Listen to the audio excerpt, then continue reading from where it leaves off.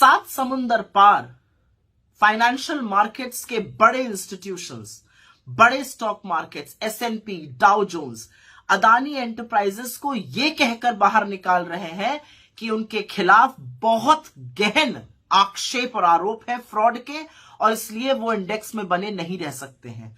सात समुंदर पार जो जॉनसन एलारा कैपिटल के डायरेक्टर थे, जिन्होंने अडानी के एफपीओ में पैसा लगाया था और पूर्व यूके के प्रधानमंत्री बोरिस जॉनसन के भाई हैं, उनको अपने पद से, डायरेक्टर थे एलारा कैपिटल में, उनको अपने पद से रिजाइन करना पड़ा।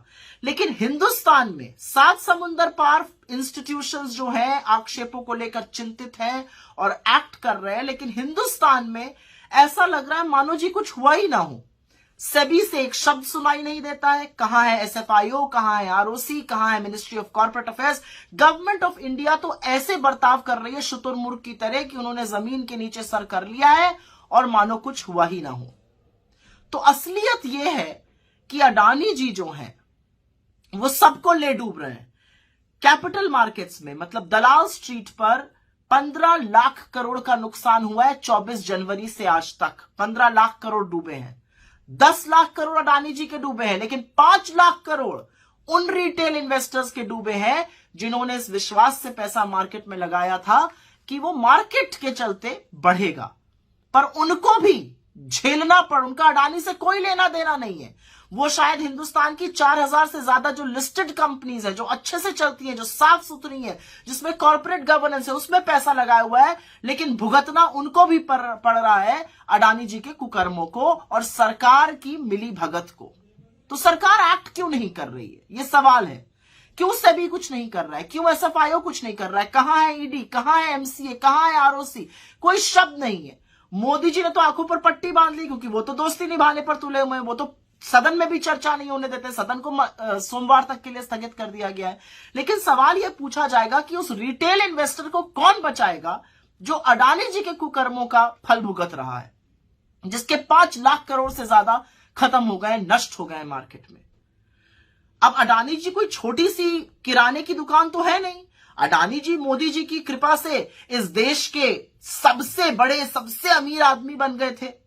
उनकी मोनोपोली एयरपोर्ट पे है, उनका एकाधिकार मोनोपोली पोर्ट्स में है, उनकी मोनोपोली फूड एंड एग्रीकल्चर में है। क्या गोडाउन, क्या वेयर हाउसेस, क्या खाने वाला तेल, सब में वो घुसे हुए हैं।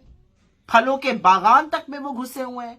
उनकी मोनोपोली रिन्यूएबल एनर्जी में है, उनकी मोनोपोली सीमेंट में है, उनके 10 लिस्टेड कंपनीज मार्केट में है, 5 और लिस्ट होने वाली थी। तो जब इतना बड़ा एक जो ग्रुप होता है और मोदी जी की कृपा से इतना बड़ा बना और इतनी जल्दी से विकसित हुआ ग्रुप है, जब डूबता है तो वो सबको ले डूबता है। ये इकोनॉमी को ध्वस्त करने की कुवत रखता है। और ये बात डाउ जोन्स, एसएनपी जैसे लोग, सिटी ग्रुप जैसे लोग, क्रेडिट स्विस जैसे लोग पहचान रहे हैं, फिच जैसे लोग पहचान रहे हैं।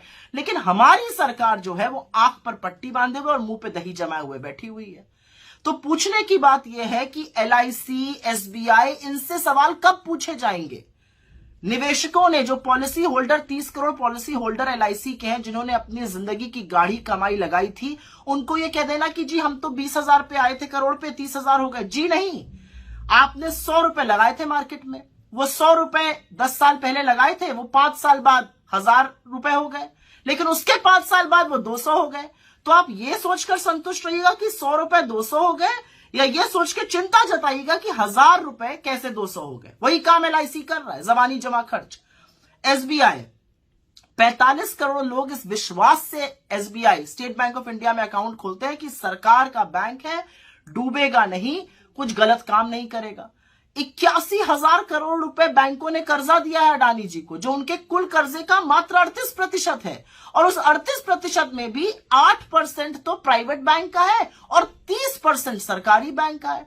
तो सवाल ये तो पूछना बनता है ना कि हिंदुस्तान के लोगों की गाढ़ी कमाई, टैक्स पेयर्स का पैसा, जो सरकारी संस्थाओं ने अडानी जी को भेंट स्वरूप दिया था, वो क्यों दिया था।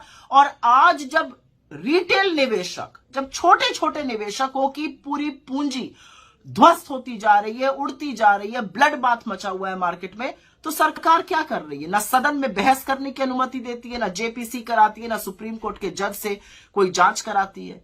तो आंख मूंद लेने से इसका निवारण नहीं होगा मोदी जी, क्योंकि अब वक्त है मित्रता छोड़कर कर्तव्य निभाने का, और कर्तव्य आपका हिंदुस्तानियों के प्रति है, एक अडानी जी के प्रति नहीं है। ये बात 7 समुंदर पार फाइनेंशियल इंस्टीट्यूशन समझ गए, लेकिन आपकी समझ में ये बात नहीं आती।